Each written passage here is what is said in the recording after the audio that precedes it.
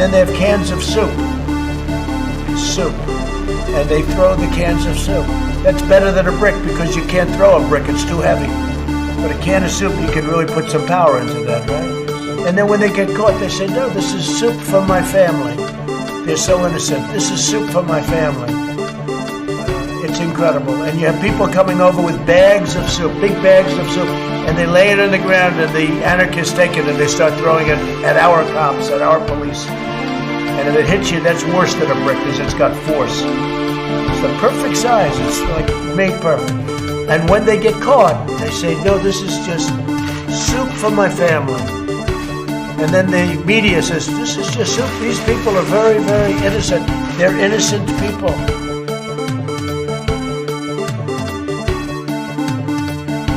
Well, you have to understand, the first time I ever heard of Black Lives Matter, they were chanting, pigs in a blanket, talking about police. Pigs, talking about our police. Pigs in a blanket, fry them like bacon.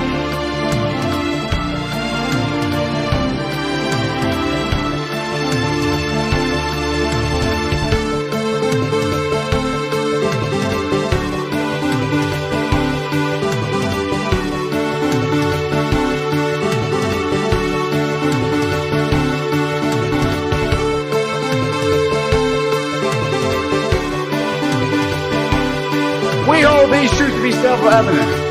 All men and women created by go. You know the thing. They had a very bad original concept. It was carried out poorly, and the cover-up was one of the worst in the history of cover-ups. Very simple. Bad deal, should have never been thought of. Somebody really messed up, and they had the worst cover-up ever. And where it should have stopped is at the deal standpoint when they thought about it. Because whoever thought of that idea, I think is in big trouble.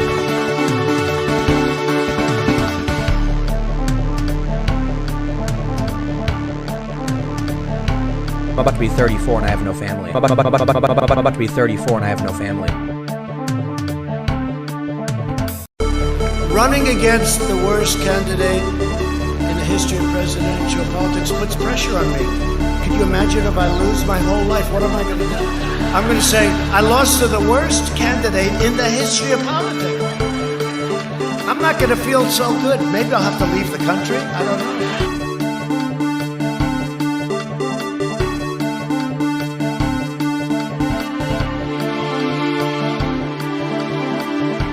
Did you use the word smart? So you said you went to Delaware State, but you forgot the name of your college.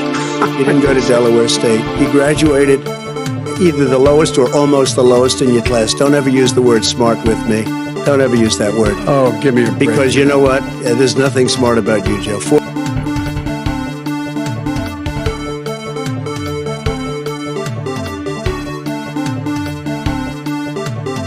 It was an amazing phone call I made. 40 Wall Street actually was the second tallest building in downtown Manhattan, and it was actually, before the World Trade Center, was the tallest. And then when they built the World Trade Center, it became known as the second tallest, and now it's the tallest. And I just spoke to my people.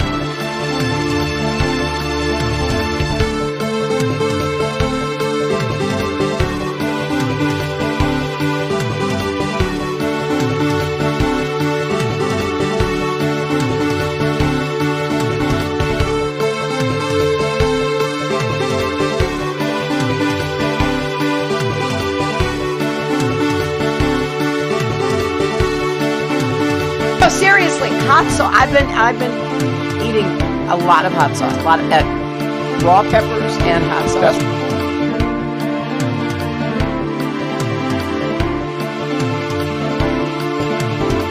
Ladies and gentlemen, leaders and fighters for freedom and liberty and the American dream, the best is yet to come.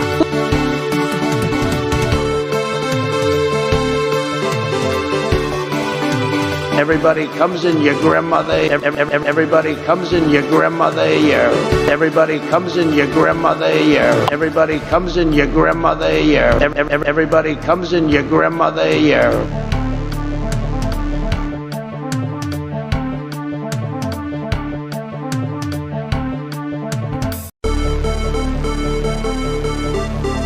They had a very bad original concept. I hope this thing is on. It was carried out poorly. I haven't really And checked. the cover-up was one of the worst in the history of cover-ups. Very simple. Bad deal. Should have never been thought of. Somebody really messed up. And they had the worst cover-up ever. And where it should have stopped is at the deal standpoint, when they thought about it. Because whoever thought of that idea, I think is in big trouble. Everybody comes in your grandmother. Everybody comes in your grandmother.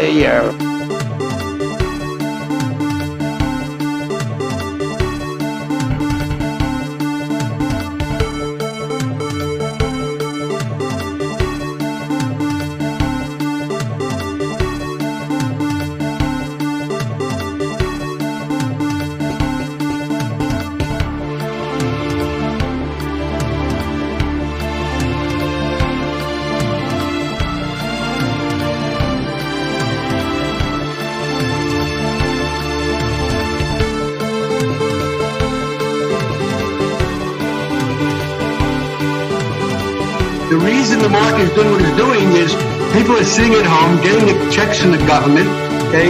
And this fair share is a bullshit concept. It's just a way of attacking wealthy people concept.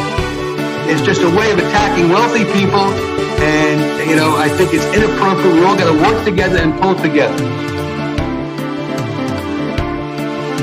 Everybody comes in your grandmother.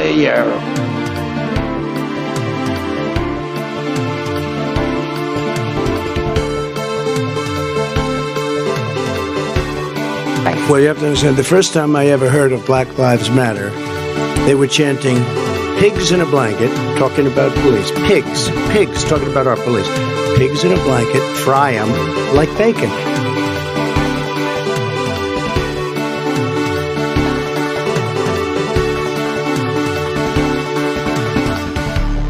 Early in the morning, they went to the table with the black robe, the black shield, and they pulled out the votes. Those votes were put there a number of hours before the...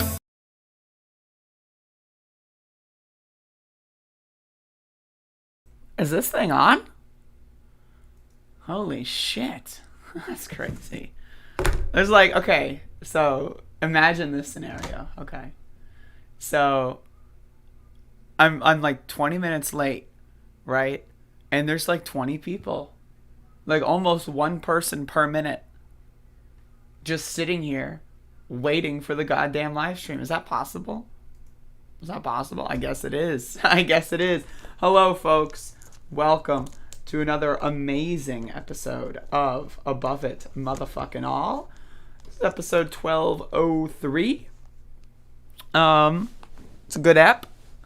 You know, I'm thinking that this is going to be a good app. I am looking forward to this app, and this is an app that will be pretty good, I hope. So we have Max the dog somewhere on the floor, as you can see.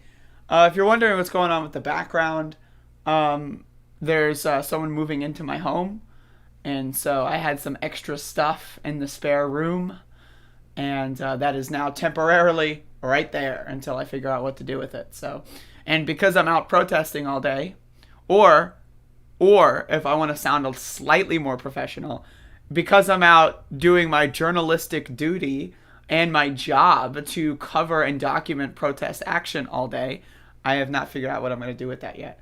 But I will do something with that. It will happen.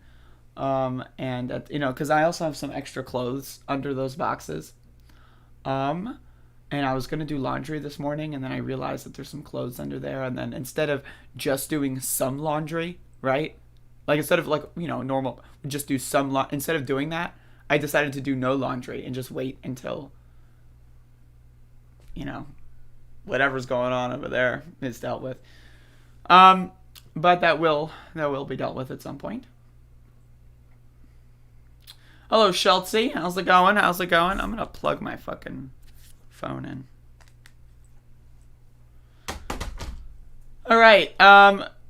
Confederate Memorial Day, aka Traitor Losers Day. What about Trader Losers Day, huh?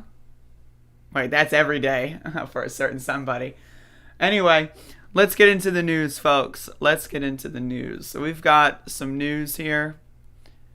I'm going to be honest, I'm probably only going to... I'll load up Google News. Let's see if anything's worth covering besides the protests. Let's see.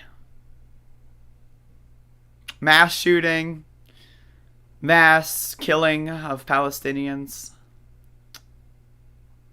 Okay. We got transgender health protections restored or something. I don't know what that means. I'm not going to read the article.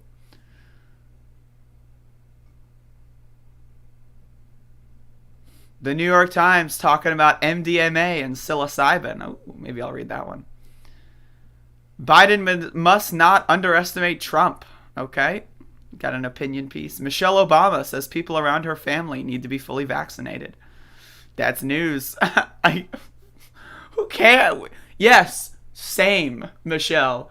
Same. I also hope people in my immediate family are fully vaccinated. How is that news? I mean, I guess it's news because it's like, former first lady endorses vaccines. But it's like, what the fuck? When I get a news article, it's in CBS. I'm like, who cares about this garbage? And here's one of the things that's pretty good about being an independent journalistic reporter, right? Which is what I'm currently LARPing as on a daily basis. One of the coolest things about that is I get to make my own news. I don't have to rely on Michelle Obama talking on a podcast for my news. I don't need that in my life. I got my own news. I go on the ground, I get some news, then I convert it to olds in the form of this podcast. As when the podcast is over, it's no longer news. I hope you had a beautiful weekend. I honestly don't remember my weekend. Okay, now I do. That was pretty good. I don't know about beautiful, but it was pretty good. Your voice actually sounds a bit better. Yeah, yesterday I took a little bit of time off from screaming. I screamed a little bit. Anyone was there I'm probably, I'm not gonna lie, I'm probably the loudest person at the protest groups nowadays. There's a couple people that were louder than me. We're talking about without megaphones here. There's a couple people that are louder than me, but they haven't been showing up every day. So with the everyday group, I'm like the loudest motherfucker. And so that's like a thing. But I made a conscious decision not to scream as much. I don't need that in my life. I can take a little break. Screamed a little. Mild screaming. What are you going to do? Salt is trending on Twitter. Hell yes. I love salt. Just kidding. It's state and local. Oh, wait, no. It's actually actual salt. Oh, wait, no, it's both. Okay, so salt is trending because not only is it the state and local tax deduction, but then also there's news about salt being unhealthy for you. That's amazing. That's incredible. I love when two different things coalesce. I don't know what I'm talking about. All right, so let's talk about the news, shall we? You're allowed to take a break. I am not sure about that and whether or not it's accurate. Anyway, so let me actually say this first. It's Going Down did an interview with me. That's right. That's me. I did this with them, and they finally posted their little whatever it is report, page, whatever the fuck it is that they do here. And so you can listen to the podcast. It's going down. There you go. I'm on there somewhere. People are. I'm on there somewhere. Yeah. And so, yeah, the first. Me. And so then you can just read all this if you want. I mean, it's optional. If you've been watching all of my streams, you already know all this. But you should be, you should be doing that whole thing. You can do that whole thing. So that's an option. But let's get into yesterday's recap, shall we? So yesterday was the 19th day of protests in Elizabeth City over the death of Andrew Brown Jr. And so I arrive on the scene, and there was some miscommunication. People said that there was going to be something happening and that ended up not happening. But we all did something anyway. And that's one of the things that's beautiful about this community is that, like, it's so small and we all, like, kind of know each other by this point, right? That it's like, okay, well, we're all here and our plans fell through. Let's just do something else. And so we did something else. So we basically there was going to be like some congregation of some individuals, and we were going to march after that, and we decided to just start marching a little earlier. That's basically what happened, and then we started going through town. We're going in, so that's us going in, and we went into downtown Elizabeth City. And again, the crowd is not as big as it was at the start of these protests, for sure. A lot of people have been, to be honest, quite afraid of the police.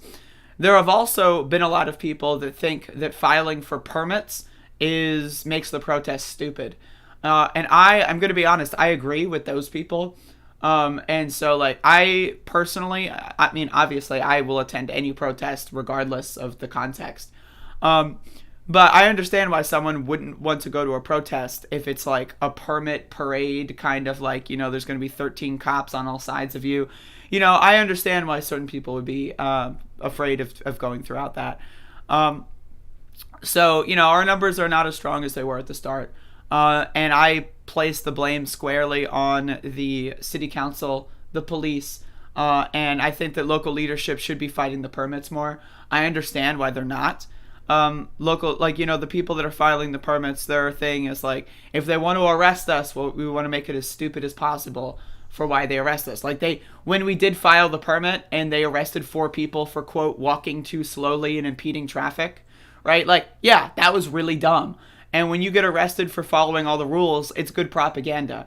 But at the same time, who's watching this propaganda? You know, it's not like this is going on like CNN anymore. Right? Like, I'm not trying to be my own, you know, I'm not trying to be a main character here, but I'm, like, honestly one of the only people even reporting on Elizabeth City protests at this point. And so, like, I do respect the reasoning that certain people have for filing permits. I just disagree with that reasoning, but I'm not gonna, you know, go up there and make a stink about it. But, like, again, if people do get arrested, like, I'm gonna be the only one that gets footage of it. It's not going to go on ABC. It's not going to go on CNN. I mean, the last time I did have CBS request my footage. But I mean, like, at the same time, like, I don't know. Like, it's just like, we're at day 20 now. This is day 19. Today will be day 20. So it's like, you know, the media is just not interested, you know. But so I'm just throwing that out there. You know, the permit is like probably the most controversial subject of these protests as of this current moment in time. There's a good chunk of people that are pro-permit and a good chunk of people that are against the permit in the everyday group, I want to say. And then I also know that there are a bunch of people that don't like the permit because they think it negates the whole point of the protest, that aren't showing up. And I'm sure that, you know, and the other thing is like, okay, we have a permit. Where's all the white people? You know, like, there's a, you know, like, we're at this point where it's like, okay, we got a permit, y'all. Like, this isn't a quote illegal protest. Where are all the Karens that are going on Facebook who are saying, oh, I support Black Lives Matter, but, like, where are you? Right? Like, you know what I mean? You know, so it's like, I don't know. Like, to me, my personal opinion, and again, this is just my opinion, and I'm not planning on enacting this opinion in any fashion in the protest groups. But my personal opinion is that the permits do more harm than good for the cause. I think it liberalizes the cause. That being said, I understand why we're having permits now, because also they're planning on releasing slightly more footage to the family, not to the public, but to the family. They're planning on releasing slightly more footage. And so if that footage is as bad as we know it is, right, and if some of it does get leaked, which, hey, it could get leaked, right, I understand why you'd say, oh, we've been doing permits every day for 3 weeks, and now, you know, and now we followed all the rules, and then you still, like, you know, so I understand the whole point of, you know, just to do something. Like, you know, you just have a permit to march through a certain amount of town, just to say, all right, we did something for day 19. Give it up for day 19, everyone. And then they're going to release a more version of the tape or something on day 23, and then that's where shit pops. You know, like, I'm totally down with that. As long as something happens at least one time every single day, that's really my main concern. And so I just wanted to like talk about the permit there because I got a lot of questions, a lot of people DMing me, a lot of people sending me messages like, what's going on with the permit? Like, you know, can you tell us more? It's unconstitutional. And yes, I agree, it's unconstitutional. But again, without like, if we don't have like 500 people to count on, which at this point we are like only around getting 100 people at maximum for these, you know, I call them parades. I mean, it's not really if you have a permit, it's not really a protest. It's more of a parade. But so this is day 19 of the Elizabeth City Parade. No, I'm just kidding. But yeah, so as you can see, the cops are just, you know, they try to get as close to us as possible. It's really funny to watch. Like, we started slowing down a lot, and then I looked around, and there's, like, all these cars, right? Just, like, kind of, like, slowly driving, and it's like, that's amazing, right? They're all slow. I bet they're all on their cell phones, on their Facebook feeds, going like, these goddamn, you know, like, it's incredible. And so, yeah. Top Damage Wizard, you're expressing your valid concern, but you're not letting the perfect get in the way of the good. I wish more leftists had this praxis. I mean, I'm not a main character. I have no right to go up to, like, you know, I've only lived here for 2 years. Right, there are other people that are in these protests that have lived here their entire lives. I have absolutely no right to like go up and say the permit is unconstitutional. No one should do it. Right, like now I have the right to, in my estimation, tell everyone that is around me that I disagree with the permit. But I mean, like, I'm not going to make a big stink about it. Like, that's just rude and obnoxious. You know, like, I don't know. Like, maybe there's people that would make a big stink about it, but I mean. Personally, to my position, I think the understandability of, say, hey, we're doing all the rules for 3 straight weeks, and then, you know, the police escalate, and then we can stop doing the permits. Like, that's a totally valid strategy. It's a totally valid strategy, and it's a totally valid strategy again to only do permits when we know we're not going to have beefy numbers, and then plan to get beefy numbers and then break the permits. You know what I mean? Like these are all totally valid strategies as far as I'm concerned. And so that's why, like, I can disagree with them. I can agree with certain, you know, strategies, and I think they're still perfectly legitimate. And at the end of the day, it's the Elizabeth City community that is coming out every single day. We are the ones that should be democratically deciding. And so that's my opinion. I'm just throwing that out there. So we go through some of the residential neighborhoods, and this is where we usually start growing people.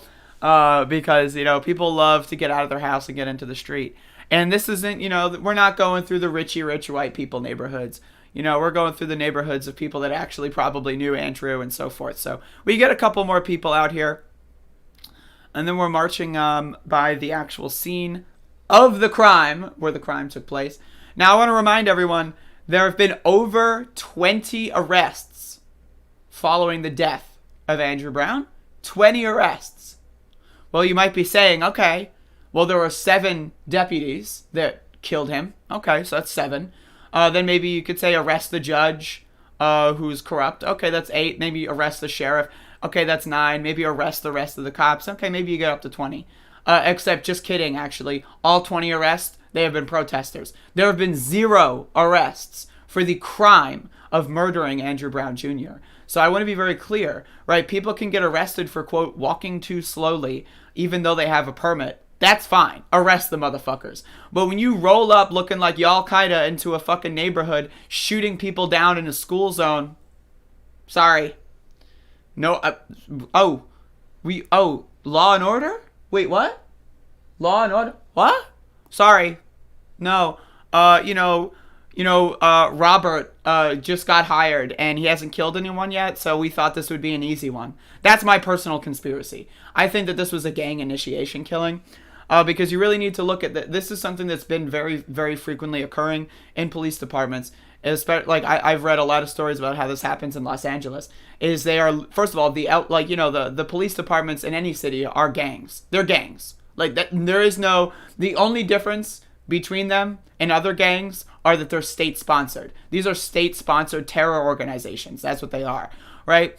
And so now, I also want to tell you that the Sheriff's Department in Elizabeth City, the Pasquotank County Sheriff's Department, it's not, the Elizabeth City Sheriff, they almost never serve arrest warrants or search warrants, right? People have been saying this is a very rare occurrence to happen, in Elizabeth City, normally it's the Elizabeth City Police Department that serves search and arrest warrants. So why did the Sheriff's Department serve this arrest warrant? Why did they ride on a pickup truck looking like Al-Qaeda through a school zone, right? The only thing that I can think of is that this is an initiation killing. You know, they had a new person on the force who's never killed anyone before. They probably joked about it. They probably picked a name out of the list and said, let's get this one. And that's my personal speculation. And you can feel free to let me know whether or not you think that speculation is valid or something that you consider possible. But personally, that's what I think. Because there's no reason that the sheriffs have to be there in the first place. They have no reason to be there in the first place. They're usually not the ones that do that job. They have no reason to look like Al-Qaeda pulling up into a school zone. They have no reason to shoot someone before even saying that they're police. All of that doesn't make any sense. But when you look through it the lens of it's an initiation killing for a gang, all of it makes perfect sense. Right? All the cover-up makes perfect sense. All the way that they tried not to release the names, all the way that they're trying not to tell us who actually shot the kill shot. It all makes perfect sense. The cover-up all makes perfect sense when you look at it as a gang initiation killing. So we go through, we're still going through, and as you can see, we're growing slightly. We get a couple more people going. And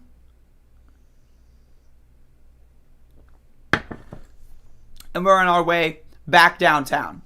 And on our way back downtown, we had this extremely unfortunate circumstance occur where we have a protester who was in a wheelchair, and we had an extremely unfortunate circumstance occur where the wheelchair just stopped functioning.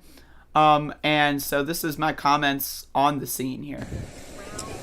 So we have a wheelchair emergency, which unfortunately happened to be in the middle of the bridge. Unfortunately, who knows how long it will be shut down? Nobody knows. So again, we had an uncomfortable, unfortunate event. A natural disaster. I mean, this is something that could not have been predicted. But the wheelchair did not function for a significant portion of time. While we were occupying the bridge, again, just very unlucky. Maybe one of the rioters, I'm talking about the police that were rioting and looting through these streets, maybe they dropped like a knife or something and it, clogged up the works there. Who knows? We had a lot of rioters in here a couple weeks ago. From 200 to 300 miles away. Some of the rioters are still here. Yes, again, I'm talking about the police, just to be specific. Some of the rioters are still here, but most of them have left at this point. But again, very unfortunate timing on that one. And so we go back to public safety, and as we're there, and as we're talking about what we're going to do tomorrow, these bitch-ass, dumb fuck motherfuckers come up. And so this guy right here, this is Felton. This guy, his name is Battle. And so these guys came up and basically said, we don't like how you were taught. Okay, so what they want, now, again, I wanted to say, this is the other thing with the permits, is the police are telling us we can only walk on half the road. There's nothing legal about that at all. There's nothing legal about it's not even in the permit. The permits, the form for the permits have nothing to do with half the road. So this is just like a fantasy land, little rule that they constructed in their heads that kind of constrict us. Right? And so Felton, right, I want to remind everyone, Felton, in fact, I'm going to look up this video. I want to remind everyone that Felton is the same cop who saw a drunk driver try to harass us and use his car as a weapon. He didn't arrest that guy. And I'm going to get that video real quick. I'm trying to figure out how to search for it and what keyword I would have used.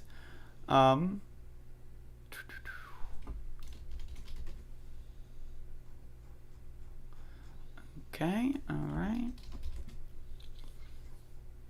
I searched the keyword drunk in my Twitter. Oof.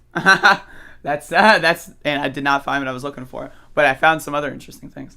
Either way, I got it on video of this same officer who said, so he came up to us yesterday and was like, I'm so concerned about vehicle attacks. Why were you walking on the yellow lines? Because we were walking on the yellow lines, and we're supposed to be on one side of the yellow lines or some bullshit.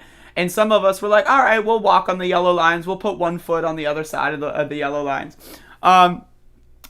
And so he was very honestly upset. And he was like, I don't want anything like Charlottesville to happen here. And it's like, bitch motherfucker, I have you on tape letting someone go who attempted to do something literally exactly like Charlottesville. Right, I'm trying to find this video. You know, apparently I just doesn't exist anymore. How do you spell harassing? Does anyone know? That's like a word I misspell frequently.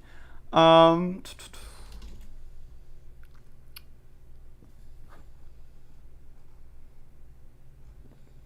I have, like, all the days are blending together. I would just, like, I would normally, like, find the video easily by searching, like, day whatever, but I don't remember. But either way, take it on my word. This dumb motherfucker over here, Mr. Felton, he's a bitch. I would even go as far as to say he's a bitch and a half. I would even honestly make the claim that he's a bitch and 3/4.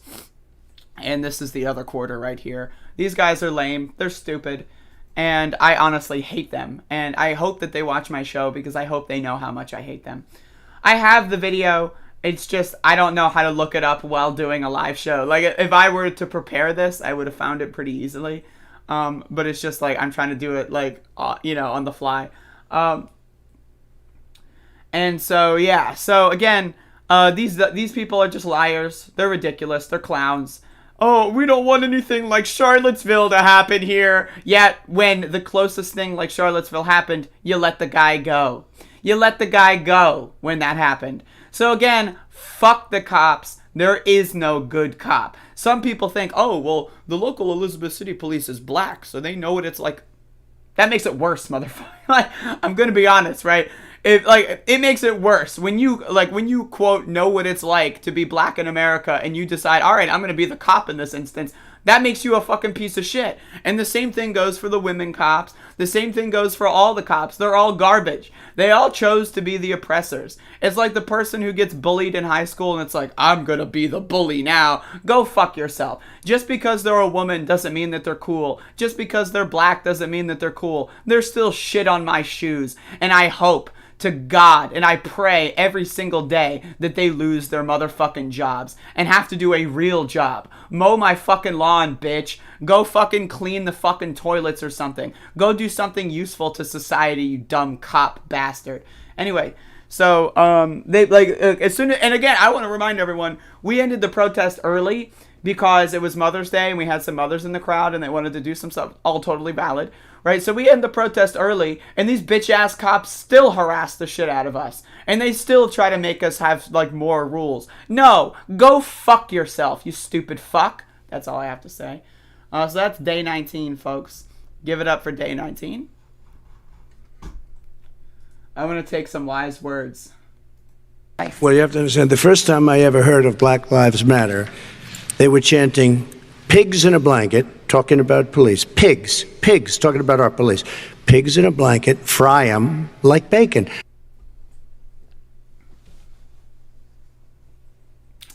Anyway, 10:43. Damn, that's crazy.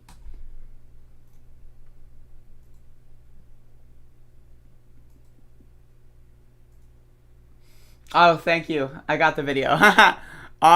Because of my extreme super sleuthing abilities, have acquired this video. Here's the video. So again, here's the guy who, again, he was following the protesters the whole time, threatening to, like, drive into people, and then we got on the sidewalks, and then he just started, like, fucking going after us. And this is the same guy, officer motherfucker, officer bitch. Officer bitch and 3/4. Look at this guy. Look at this guy. Oh, by the way, I'm screaming. But look at this guy. It's the same guy. The same guy who yesterday is like, oh, Charlottesville. We don't want anything like Charlottesville to happen here. Is the same guy who let this bitch motherfucker go as he was driving into the sidewalk and all that shit. So go fuck yourself, Felton. Get a new job, you fucking prick. Thank you. Thank you for sending me that video. So I have that little addendum. An amendment. An asterisk on that one. What a fucking freak. What a fucking freak, dude. Ugh, Jesus, motherfucker.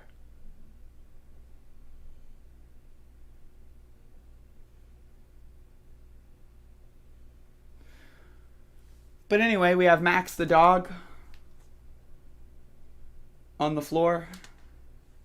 Look at my hair, by the way. That's fucking incredible. Look at that shit. I live like that. That's crazy. Who was that screaming? So much for the tolerant loud. Yo, I have no tolerance for cops. Like, I had told this story once, but I'm going to tell it again. So, actually, it's actually really funny, because the night of this video, this one, whatever night that was, I got extremely drunk, literally, like, 10 minutes after that, after that happened. I got extremely drunk. Like, I'm not even drunk, probably less than 10, probably like 5 minutes after that happened. So I got really drunk. I probably had like 4 or 5 shots of vodka. And so later that night, I started yelling at the police like a crazy drunken person, and almost got arrested while drunk by like a cop on the way home. I had to like run away from police like while I was extremely drunk, because drunk me was still pissed off, and I got drunk while I was pissed off. So drunk me was still really mad, and I started screaming at police that were like driving down the road, and that was really funny. I mean, fuck them though. I kind of regret it because it was awkward, but like also I don't regret it because they need to know that nobody likes them. And I hope that they already know that, but either way. But the cop, like, okay, I want to let you know, Top Damage Wizard, you're an ex-cop, so I want to get your opinion on this. So this cop slows down while we're walking. I'm with a group of people, and so the cop slows down, cracks their window, and that's where I yell at them like, "Why are you slowing down? Go do your job, bitch." Well, you have to understand, Top Damage Wizard, I'm white. Please factor that in. But either way, so then the cop rolls their window all the way down and says, "You better watch what you say to me." Right? And it's like, what? Excuse me? At this point, right, again, I'm drunk. I'm already pissed off. At this point, I'm just like, a man has told me to shut up. Right? I'm like, what? No fucking way am I watching what So my response to that is, I'm not going to watch anything, bitch. I've got a First Amendment right to say whatever I want. Go do your fucking job. And then they U-turn and start like following us. And then that's when we just run. We run like a motherfucker. And it was... I mean, I fucking like imagine being a police officer and you do that. Like, what a fucking freak show, man. What a fucking you better watch what you say to me. No, motherfucker. And you're lucky I don't know what your face looks like because I was too busy being drunk. Otherwise, I would go out of my way to fucking harass you every time I saw your bitch ass going around my neighborhood. But either way, I got a little too heated that night. And but yeah, Top Damage Wizard, is that like, a cop is not supposed to respond that way? Oh, he was in his feelings. He became a cop because he was bullied as a child, as par for the course. Like, that is not that is not a response that a trained law enforcement official should be giving. You know what I mean? Like, this is like not even basic customer service skill level.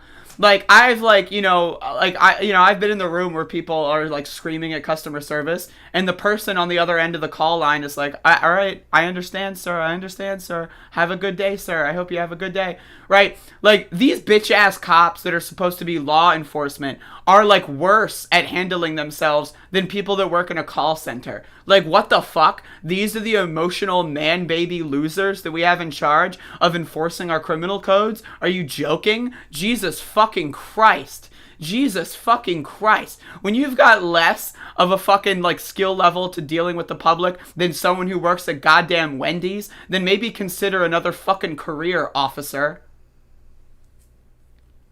But yeah, like, that cop was trying to shut me up, and I didn't have any of it. Until I ran away from them. Of course, until that part occurred. USA is the country where you can harass the cop. I'm doing it for you, Felix. I'm doing it fucking for you. I'm channeling your French energy when I do that.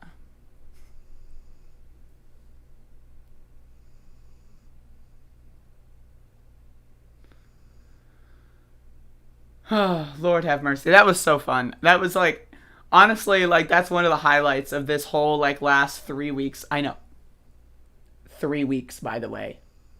Think about that. Tomorrow's going to be 3 weeks. Anyway, so that's been like one of the highlights of the last, 3 3 fucking weeks is you better watch what you say to me. Like, I'm not gonna watch what I say to you. And that's the thing is, like, again, like I was saying, like, I'm not even viewing that motherfucker as a cop. Like if I were walking down the street and, like, a fucking man, like, propositions me and I say, get the fuck away from me, and they say, you better watch what you say to me, because that's something that has also very much happened to me, right? I would react in a very similar way, assuming I have weapons on me, which I often have weapons on me. But assuming I've got self-defense mechanisms, yes, I'm going to be a loud bitch. And I know that that's dangerous. I understand that that's dangerous.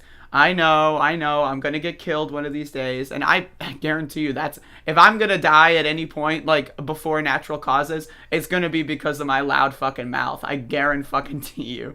I'm a free speech absolutist, motherfucker. Whatever that means, by the way. I don't know what that means, but I'm just kind of shitposting with the chat now. I don't really feel like covering other news. Like, it's irrelevant to me. I just don't care. So I'm just shitposting with the chat. How's everyone going? Yeah, you better watch what you say to me as a threat. Like, or what? What are you gonna arrest me for? For what? Not watching what I was saying? Sorry, I closed the sun was in my eyes. I couldn't watch anymore. What? Sorry, officer, a fly flew into my glasses and there's guts all over. I can't see anymore. I cannot watch what I'm saying. What does that mean? You better watch what you say to me. I can't fathom what the fuck was going through that guy's brain. Like what leads a motherfucker? And I know the answer to this is a rhetorical question. What leads a motherfucker to say, you better watch what you say to me? Like, bitch, are you the president? Bitch, are you a fucking rock star? Like, should I give a fuck who you are? Like, bitch, are you fucking, like, are you a famous author? Like, who the fuck are you that you think you, like, command this sort of respect? I don't need to respect you. Like, God, I hate cops, man. And I know whoever that bitch motherfucker is. I'm very, very well aware that I'm pretty sure someone in the police department is watching the show. Like, maybe I'm too paranoid, right? But it's like, also, I know how fucking, like, thin-skinned these cops are. And I know that they get paid to do work in the form of, like, gathering intelligence. And I know that they probably view this as intelligence gathering, right? So I know that there's a good chance that bitch-ass cop or someone that works with him is going to say, hey, check this out. And then they're going to be like, oh, that was the bitch, right? And it's like, I understand that there's someone behind the scenes having that conversation. And guess what, motherfucker? Fuck you. I don't like you. I don't care about you. Get a new job. That's what I have to say. You're not going to die because you're loud. It's what keeps you safe. Predators prey on weak people. There have been studies showing how people prey on people that let them cross boundaries in space. I can see that. Okay.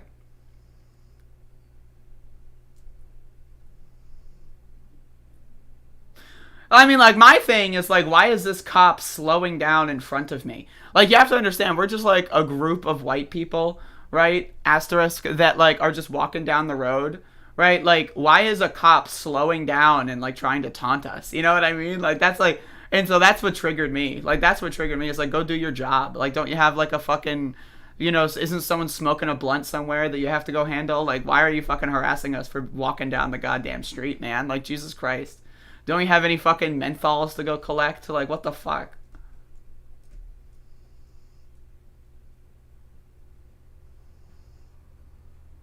And that's another thing is, like, you know, I'm a white person, so, like, I've got that kind of, like, uppityness that, like, I'm fully aware that I possess, right? And I try to keep it in check. But again, when I'm drunk and I'm in a bad mood, which I was that night, because, like, that fucking, you know, that whole situation with that drunk dude. So when I'm drunk and in a bad mood, my inner, like, Karen comes out. Like, the Karen inside of me is boiling to the surface. Like, I'm not even lying. Like, it's incredible. It's like, you know, when Goku goes Super Saiyan? That's me. When I'm pissed and when I'm drunk, I go Super Saiyan. But it's the inner Karen. Just, like, it just boils to the surface. It's like the fucking Avatar state, you know? You know, in The Last Airbender, and the other one. I forget, is it just called, like, The Legend of Korra, right? I don't know if they've got, like, the subtitle. But, when they go into the avatar state, right? And then all the other avatars are, like, controlling them at once. That's me when I'm drunk and I'm pissed. I'm in the avatar state. Like, I go the hell in. We had Black Panthers in Elizabeth City over the first, like, well, maybe not the first, but, like, after the second week. Because now, again, we're about to approach the third week here. So, like, I would say in between, like, maybe, like, day 6 and day, like, 12, we had some Black Panthers. We had new Black Panthers and old Black Panthers as well.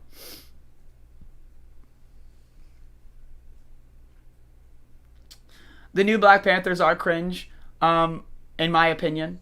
But we did talk to them. Not like I wasn't involved, but like we being the people that live in Elizabeth City, we're very clear. Like, don't start anything. If you start shit, we will not have your back. We know what kind of shit that y'all get into, so like behave yourselves.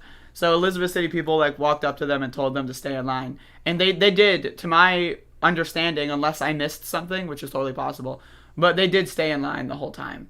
So I respect that, and I appreciate that. So I have heard that the military is talking about a cooing in France. I don't know how, like, what would the EU do about that? Like, would the EU just go like, oh, cool, bro, whatever? Like I feel like that's, I don't know.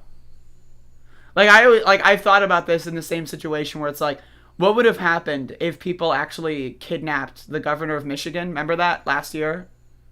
Like, what would have happened if they kidnapped or killed the governor of Michigan? Would they have actually taken over? I mean, like, Trump would have probably let them, right? But, like, let's imagine a scenario where that happens under the Biden administration. Like, what would happen? Like, they would just bring in, like, all federal task forces and then, like, kill all those motherfuckers and then hold a new election, right? Like, there's no way a coup in France would actually take hold, right? Like, there's no way, right? But maybe I don't know enough about the EU. Maybe the EU currently is Trump in this situation.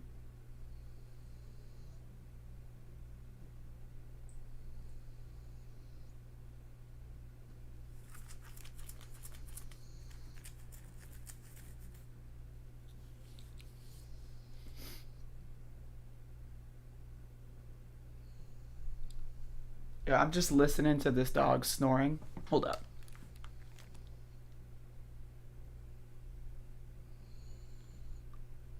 He's so beautiful, man. He's so beautiful. I love that dog. I don't even need this on. I'm not listening to anything.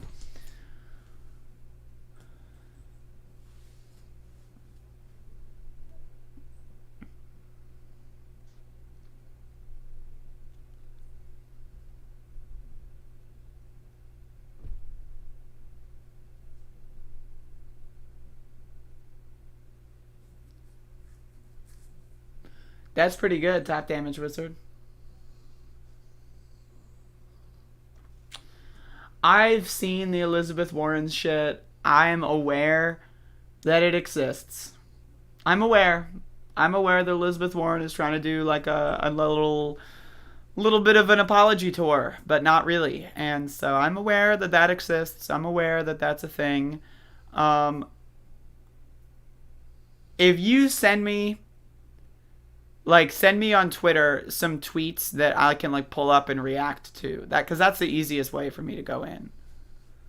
Like, if I see like a quote or something and then I read the quote and then make fun of her, but I've got nothing in front of me right now. So, and I don't know if I'll do that today, but maybe tomorrow.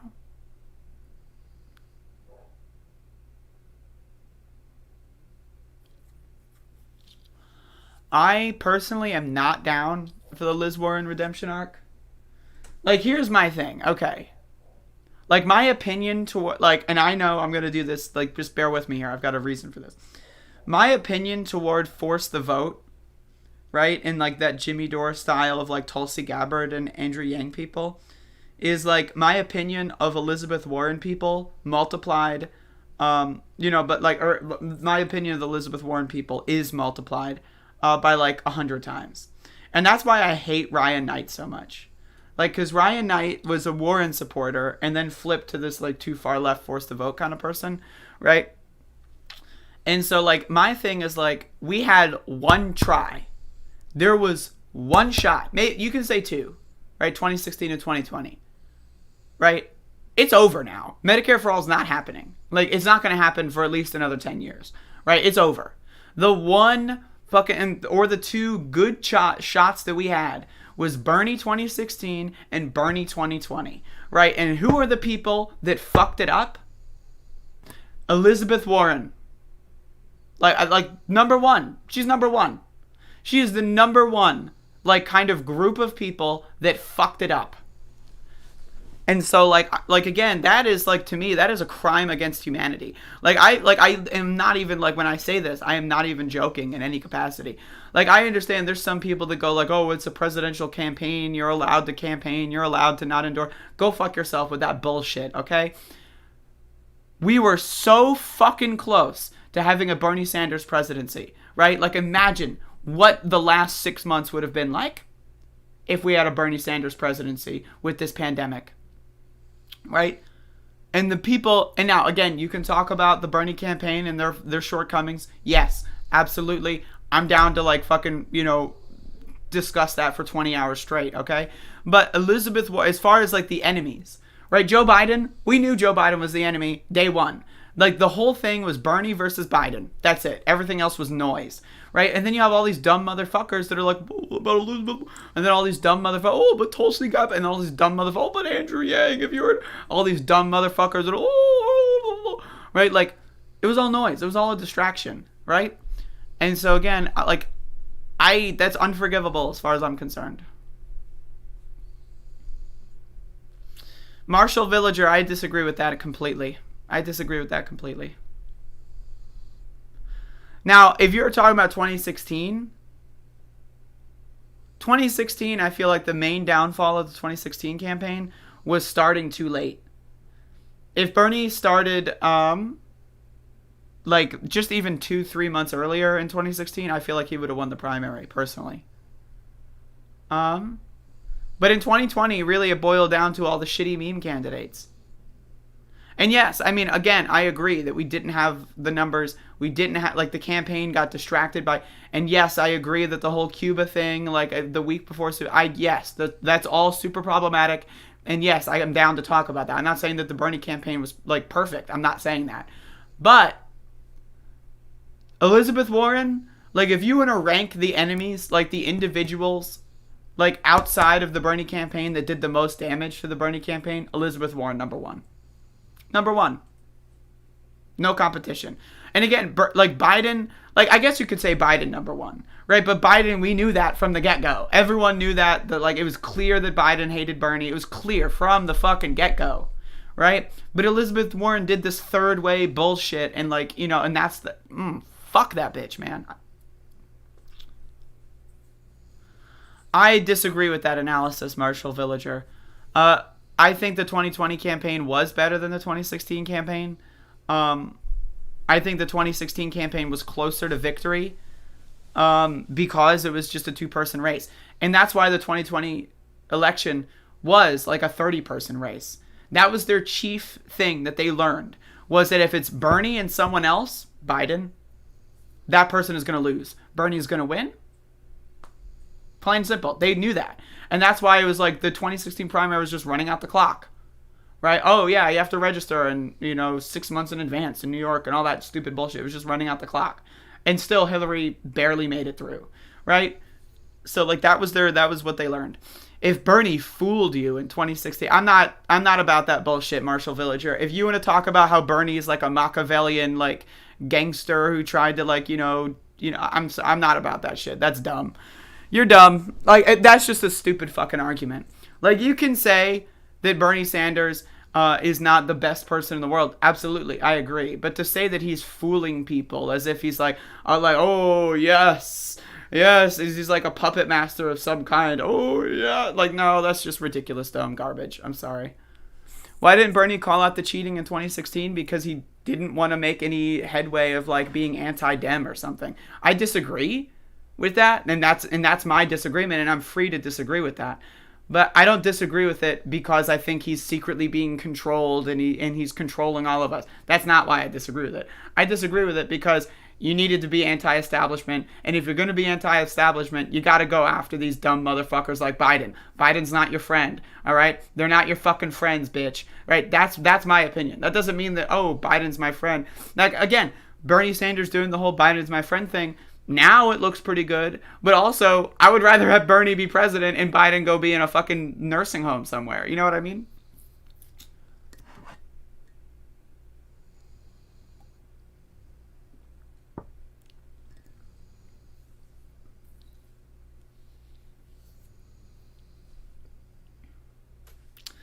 But Marshall Villager, you're doing this like QAnon tier shit. This is QAnon territory. Like, I'm just throwing, and I know you're going to get triggered by that. What you're doing is QAnon territory, right? You're taking like one interpretation of one event and you're spinning it into this like great unmasking thing. You know what I mean? Like, that's not, Bernie Sanders proved he wasn't serious about 2020 because he failed to hold the Dems accountable. First of all, what does that mean, failing to hold the Dems accountable? We don't know what that means. You're not defining that. But second of all, how is that proving anything? That's like saying 3 + 7 = 69. Well, the proof is in 7, and you carry it, and then, like, I'm sorry, it was just no. Bernie should have spent years after 2016 calling for election integrity. I disagree with that. I disagree. What he should have done is been calling out Democratic corruption. Election integrity, I mean, yes, the primary process is corrupt, and yes, he should have been calling out that corruption. And also, he did call out that corruption. He specifically got superdelegates to be on the second ballot because of that corruption. So to say he didn't do anything about it, it's just fake. That's not real. Like, you're like, and that's why, again, it's in QAnon territory. Like, it's like you're taking this thing that barely exists and doesn't really exist, and you're turning it into this like great unmasking event. That's not a thing. Now, again, I can criticize. There's a lot of criticisms I have of Bernie, but to say that Bernie proved he wasn't serious because of this one simple trick, it sounds like an advertisement on Pornhub to me. It does.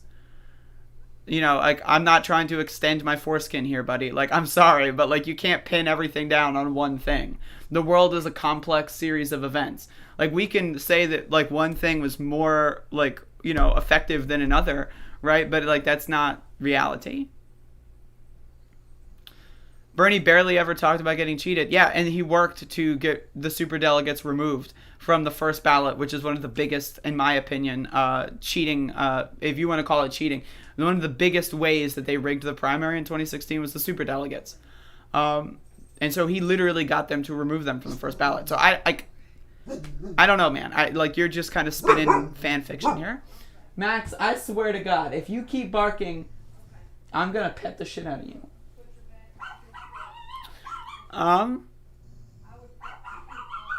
But, yeah.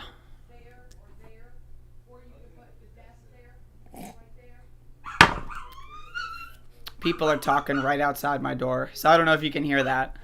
But like I said before, someone's moving in, so they're literally moving in like right now. They're like bringing shit up the stairs, so. Bernie was supportive of working outside the Dems until the 1990s, then he changed. Hey, Marshall Villager, I have a question. Did you hear of Bernie Sanders in the 1990s? Did anyone outside of Vermont know who Bernie Sanders was in the 1990s? No. He was irrelevant. No one fucking knew who he was. Now, if you want to say that, if you want to go back to like 1989 Bernie and say, all right, you're going to go out there and you're going to run a third-party campaign and you're going to do this and it's going to work. Okay, if that's your thing, sure. But like, he didn't make that decision. He chose, all right, I'm going to play inside baseball. And then 2016 comes around and everyone knows who he is. 2020 comes around, all of his policies are like 70 to 80% approval in America. So I'm just saying, like, yeah, he had a different philosophy in 1990. Also, no one knew who he was in 1990. You know what I mean? Like, he had no followers in 1990.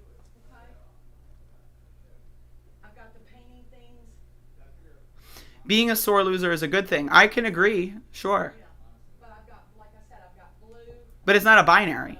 Like, again, he literally got the superdelegates to be removed. I think that is a huge win. That is a huge win.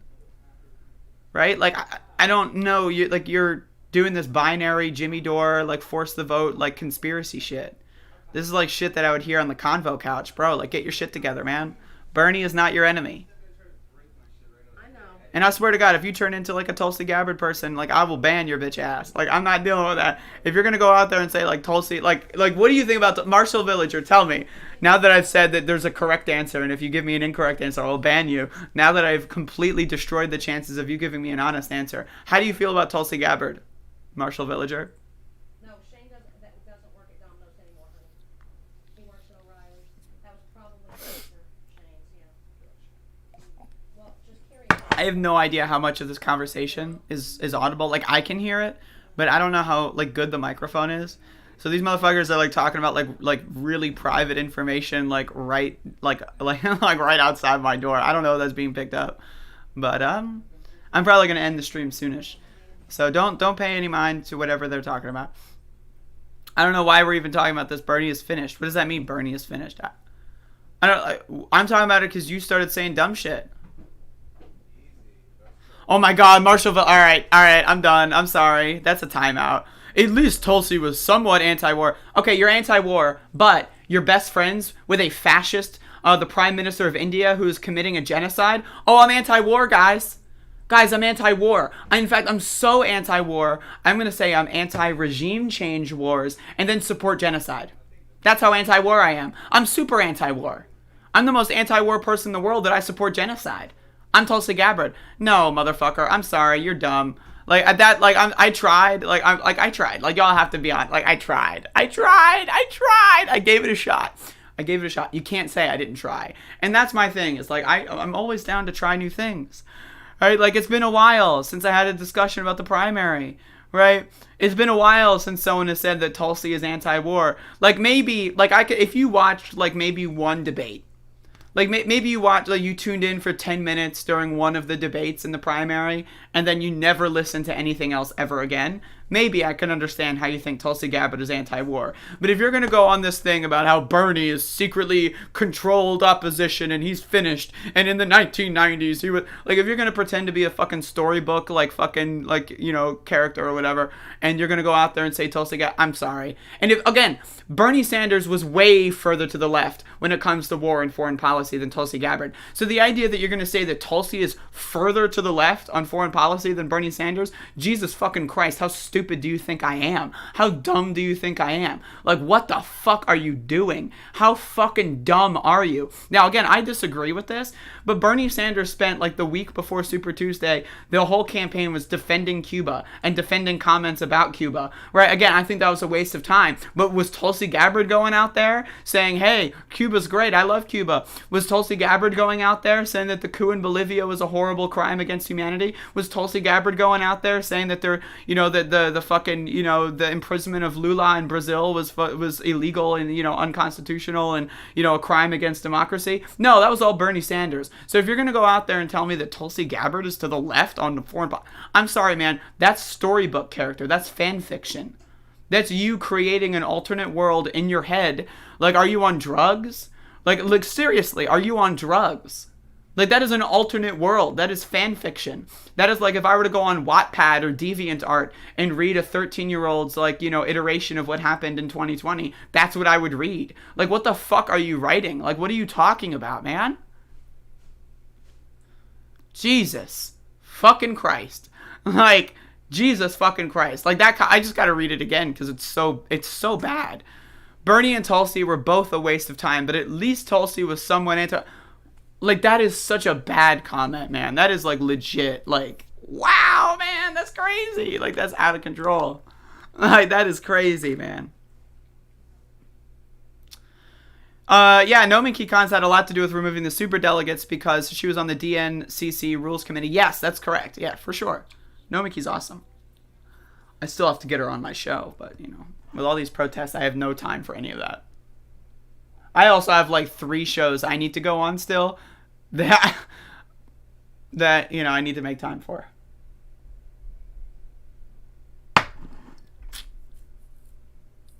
Delegates in general are a bad idea, but super delegates are the worst idea. If there were ultra delegates, I would be mostly against ultra delegates, right? I'm anti-delegate. But, you know, and again, that's my thing. It's like, I hate this binary, right, that like people put me into, where it's like either Bernie Sanders is a hero and the best person who's ever lived, or he's evil and he's like pro-war, secret controlled opposition, right? Like, no. Bernie is a problematic character, yes. He made a lot of mistakes in his campaigns, yes. Right? He has a lot of hang-ups that I disagree with, yes. But also, Medicare for all is like 70% support, right? Like, and so like that's something that like that's huge. That's huge. I mean, like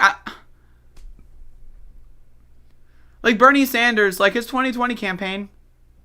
And again, I say this as someone who worked on the campaign, right? I say this as someone who actually did canvassing, as someone who actually did phone banking, as someone who actually interacted with campaign officers and all that stuff, right? I say this as someone who went to like campaign, like, you know, fucking like parties or whatever during election night stuff, right? I worked with and on the Bernie Sanders campaign in a lot of different areas. In my hometown, I traveled a little bit, right? So it's like, that's my perspective.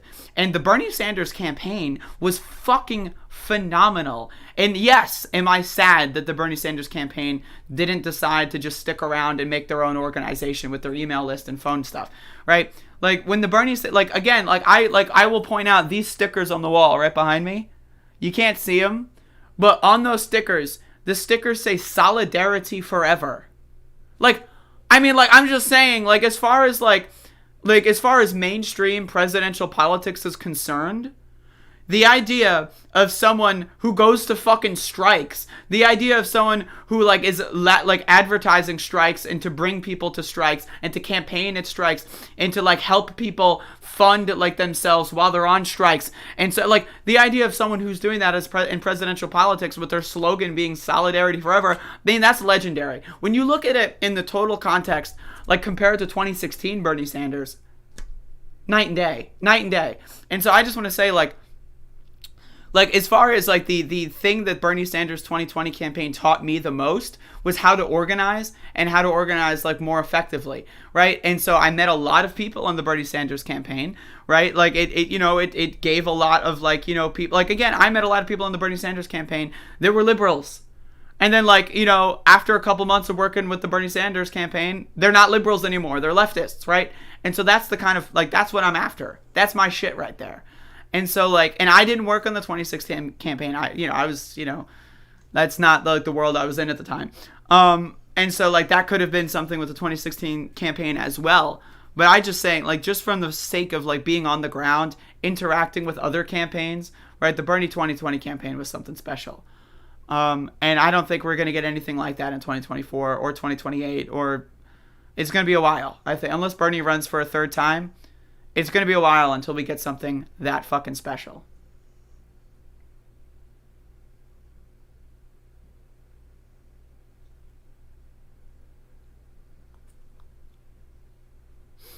Anyway, that's basically my show for today. Hopefully everyone has had a good day, except for that Marshall, whatever the fuck their name was. I hope you have a bad day because of what you had to put me through, right? I'm paying it forward. I hope you have a bad day. Why can't we organize a viable third party? The answer is Ross Perot. That's the answer. Here's the glass half full take. Bernie is a sock dem who would have kicked capitalism down the road. Because he's not president, the right and liberals don't get to say, well, we tried socialism. No, for sure. No, that's the thing, is I can understand that for sure. I get that.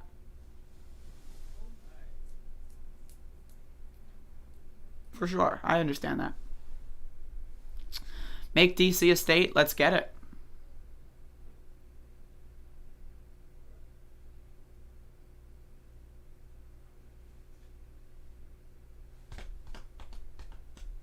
You voted for Ross Perot? Well, I mean, that's awesome. You voted for the best third-party candidate that will ever exist. Now, my personal, like, if we're talking about electoral politics, my personal preference is to make the United States a one-party state and to make that party the Democratic Party. That is my personal mode of change. I want to, and again, this is my personal opinion. And this is strictly when it comes to electoralism. I prefer direct action. As you know, me covering protests for 3 weeks, I prefer direct action. But if we're talking about electoralism, I think what we need to do is declare the Republican Party a terrorist organization. We need to ban Republicans from holding office in any state, all 50 states. We need to make all 50 states one-party control, and we need to fucking destroy the Democratic Party from the inside. That's what I think. Because there is no difference, effectively, there is no difference between one-party control and multi-party control. If you've got 7 parties, right, what's the difference between that and having one party, right? But the whole party has everyone with different opinions. Like the Democratic Party right now is a shit show. It's a shit show. You've got like half the party that doesn't believe in basic human rights, and you've got half the party that is like, pretty, standard milquetoast liberal, and then you've got a small chunk of the party that's actually relatively radical leftists, right? So it's like the party is their whole thing is we're a big tent party, right? Okay, you're a big tent motherfucking party. Well, let's look at the whole system of governance in the United States of America. What's more likely? That we vote out Republicans, or that we build this giant third-party apparatus and then probably lose every election? Like, I'm just saying, like, what's more likely? Beating Republicans? Like, look at the Green Party. Like, what the fuck? They've done nothing in 20 years. 20 years, they've done nothing. Look at the Libertarian Party. Like 20, 30 years, however long they've been around, they've done nothing. Look at Ross Perot. He did nothing except make it harder for third parties to win, right? Like the third party thing, I'm sorry, it's just not happening. I'm like, and maybe that's just me, my personal opinion. It's just not happening. It's just not happening. And I think what's more likely to happen is if we have like secret liberal takeover, like left liberal, like, if I didn't have such an extensive history, right, I would run as a liberal Democrat and I would beat the Republican and then I would mask off, go full leftist. That's what we need people to do. That is way more likely to happen than whatever the fuck the People's Party is trying, whatever the fuck the Green Party is trying.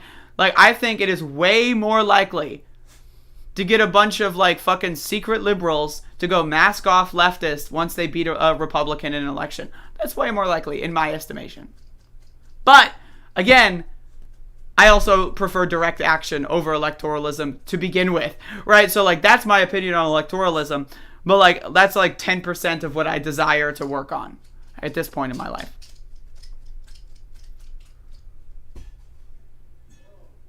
Like, here's the thing with direct action. You can turn direct action into electoralistic gain, right? If you build a giant labor union, guess what? That giant labor union can endorse a candidate for whatever office, right? So it's like, okay, would you rather endorse a candidate for whatever office or build a giant labor union? Boom, you got a giant labor union. That's cool. And then also you can endorse whoever you want with even more sway. So that's why direct action is just it's a better use of time, like just in general. Build these organizations. These organizations have power. They can affect electoral politics somewhat. They also have power locally. And that's the other thing that's important. You need local power. Who gives a fuck about the presidency? We need local fucking power. Look at what's going on in Elizabeth City, right? Our city council is filled with fucking traitors. Our city council, I want to remind everyone, the Elizabeth City City Council all unanimously voted to increase their salaries when the pandemic started. They had an emergency session to increase their salaries, and then they shut the fuck up. Right, Max? That's what small government does. And if we had, like, let's say our population is 20,000, right? If we had, let's say, 3,000 people in the city, right? Now, keep in mind the amount of people that vote. Let's say we have 3,000 people of the city that are willing to vote as a block on issue-based things.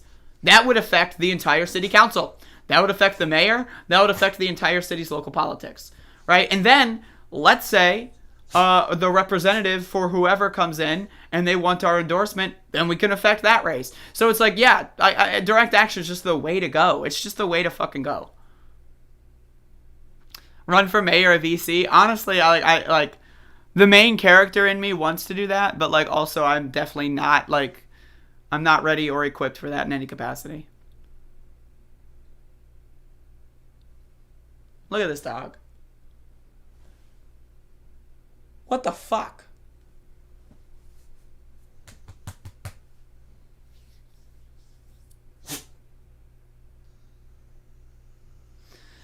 That's the thing, Anastasia. Like they bring up these like binary options that aren't like the world is non-binary, bro. Like, I get why you love Tulsi Gabbard so much, because you hate non-binary things. But, like, Lord have mercy, man. It's not Bernie is a secret controlled opposition or he's the greatest person that ever existed. There's, like, a middle ground. It's not electoralism only or direct action only. I mean, honestly, I'm going to be honest. Like, if you're trying to do this People's Party thing, you're an idiot. Like, I'm being 100% right now. You're a dumb motherfucker. Like, if you're a People's Party person, you're dumb. And I'm going to be honest, if you're a Democratic Party person, you're probably dumb. Now, I'm not going to say that it's a 100% possibility that you're dumb, right? Like I will say with People's Party people, like that's 100%. They're all dumb. Every single one of those people are dumb motherfuckers, right? But the Democratic Party, like some of them are like, they're doing what they at least think is the best option, right? And so like, I think it's possible to bring those people more to the left. The People's Party, they're all in like QAnon adjacent. They're all doing their own thing in their little conspiracy fan fiction world. They're gone. They're done. But I mean, I saw firsthand on Bernie 2020 campaign. I saw firsthand people I met that were liberals. By the end of the campaign, they were communists. I saw it. Like, I would say I have identified as a communist for like 3-4 years now, right? And so, like, going into that, to see people go from liberal to communist, I mean, that's a win. That's a fucking win, you know? And now some of those communists, self-described communists, think that, you know, the People's Party is the most important thing in the world now. But, you know, still, it's a win.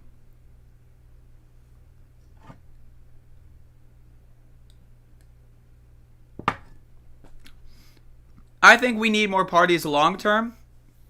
But I just don't see that possible without giant reform. Look at ranked choice voting. People keep thinking ranked choice voting is a silver bullet. Look at what happened in Maine. They had a Green candidate for Senate in Maine. They have ranked choice voting. How many votes did the Green candidate get? 2. I'm kidding, but like let me look at the actual race.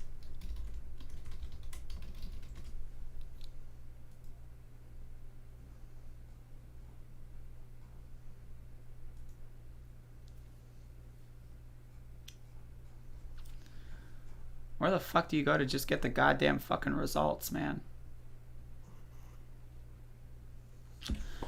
All right, so look at Maine.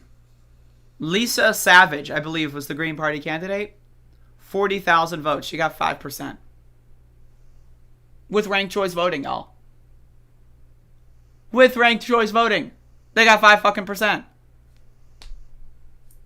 So, I mean, like, I don't know, man. Like the third party thing, I think it's just a waste of goddamn time.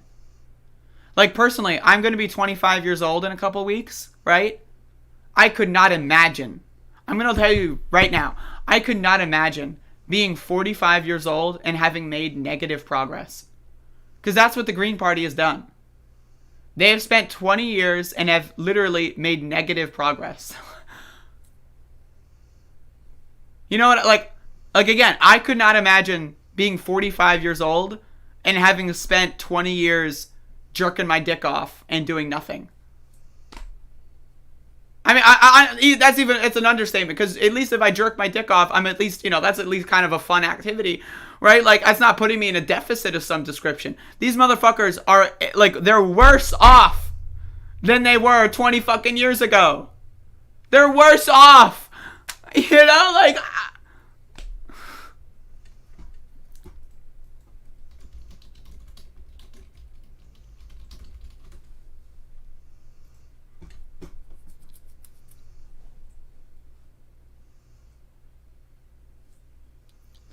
Anyway,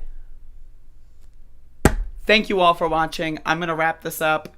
And so, enjoy the rest of your day. I hope you have a good day. I hope your day is good. And that's it. That's all I got.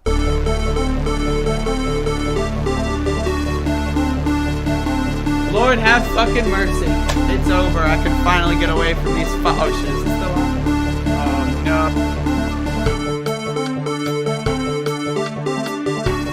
no. Ladies and gentlemen, leaders and fighters for freedom and liberty and the American dream, the best is yet to come.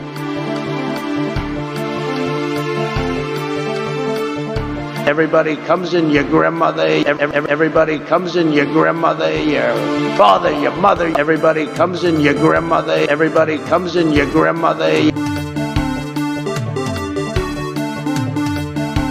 I liked beer. $7 million for reef fish management, $25 million to combat Asian carp, $2.5 million to count the number of amberjack fish in the Gulf of Mexico.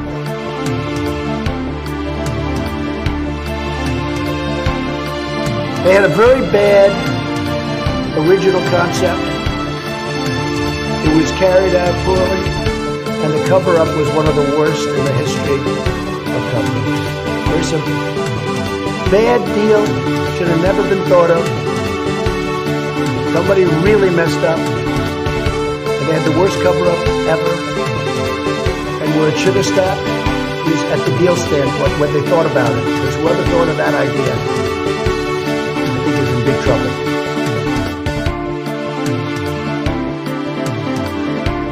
No, seriously, hot sauce. I've been eating a lot of hot sauce, a lot of raw peppers and hot sauce.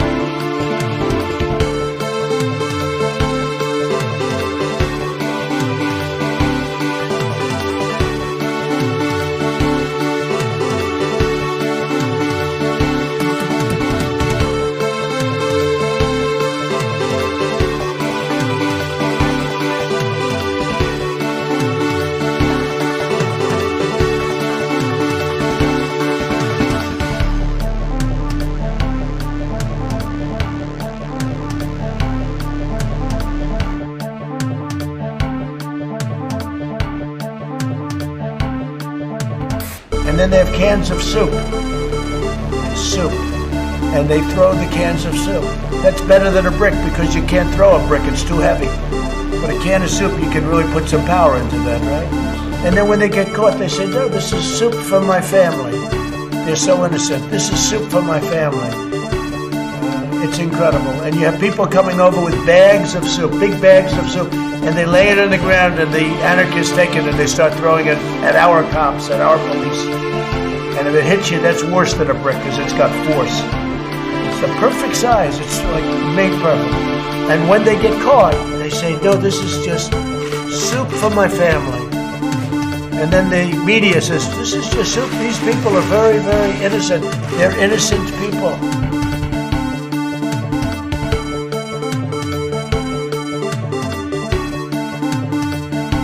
We hold these truths to be self-evident. All men and women created by you know the thing. They're coming all over the place. They're not accountable to anyone. I get 10 to 12 million views a month, and they won't come out and address my progressive audience. They won't come out and address Bree's audience, or Katie's audience, or Justin Jackson, or you. They are not accountable to us. They're accountable to whoever the fuck themselves. Let's not kid ourselves. As Chris Hedges taught us a long time ago, the people attracted to politics are the most mediocre of people. They're not your friends. They are elected servants.